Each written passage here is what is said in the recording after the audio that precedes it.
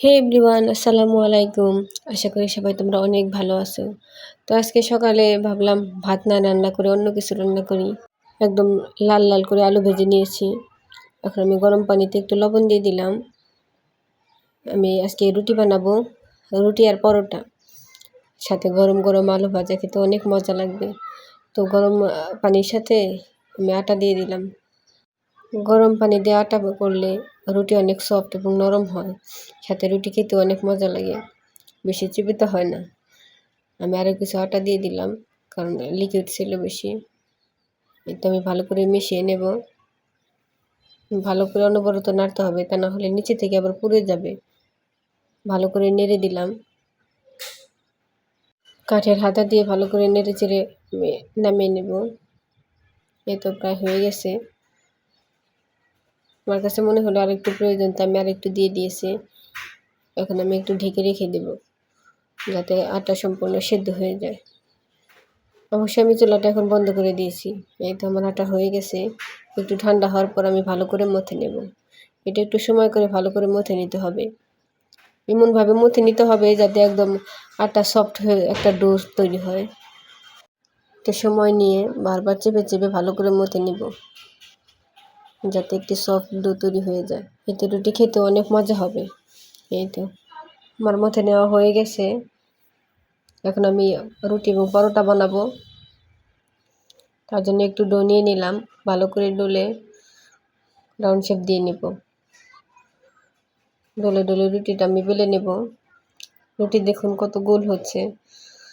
আমার মতো কে কে একদম পারফেক্ট গোলাকার রুটি বানাতে পারো, অবশ্যই কমেন্টে জানাবে। একদম পারফেক্ট, এপাশ ওপাশ সমানভাবে গোল হয়ে গেছে। এটা আমি রুটি বানানোর জন্য রেখে দিলাম। আমি আরও একটা বেলে নিয়েছি, এটা দিয়ে আমি পরোটা করব। পরোটা একদম দোকানের মতো করতে হলে পরোটার মাঝে একটু তেল একটু আটা মিশিয়ে দিতে হবে। এটা একটা নতুনদের জন্য টিপস, বাসটা অবশ্যই ভালো করে ফলো করবে। এখন আমি ডলে দেব। এভাবে পরোটা বানালে কি পরোটা ভাজার পর একদম আলগা হয়েছে খুলে আসে, শক্ত হয়ে যাবে না, খেতেও অনেক মজা হবে। আমার পরোটা বানানো প্রায় শেষ হয়ে গেছে। এটা আমি 4-5টা সমানভাবে 4 কোনা করে পরোটা বেলে নেব। এই তো একদম পারফেক্ট এবং সুন্দর হয়েছে। ভাজার পর দেখবেন কালারটা কত সুন্দর আসে। আমি আরও একটা করে দেখাচ্ছি। হালকা একটু তেল দিয়ে উপরে একটু আটা ছিটিয়ে ভালো করে মিশিয়ে নেব। এভাবে করে একবার খেয়েই দেখুন, দেখুন কত মজা হয়। দেখুন একদম পারফেক্ট শেপ। এখন আমি পরোটা বানিয়ে নেব। বারবার উল্টে পাল্টে করবেন, তা না হলে কিন্তু একদিকে বাঁকা হয়ে যাবে আর একদিকে সমান হবে না। তো হয়ে গেছে। এখন আমি তোমাদেরকে ভেজে দেখাবো। যারা নতুন আছে তারা অবশ্যই একটু সময় নিয়ে ধীরে ধীরে পরোটা বেলে নেবে। দেখো কত সুন্দর হয়েছে। এখন আমি পরোটা ভেজে দেখাবো। আমি কিন্তু প্যানে তেল দিইনি, হালকা একটু টেলে নিয়ে তারপর তেল দিব।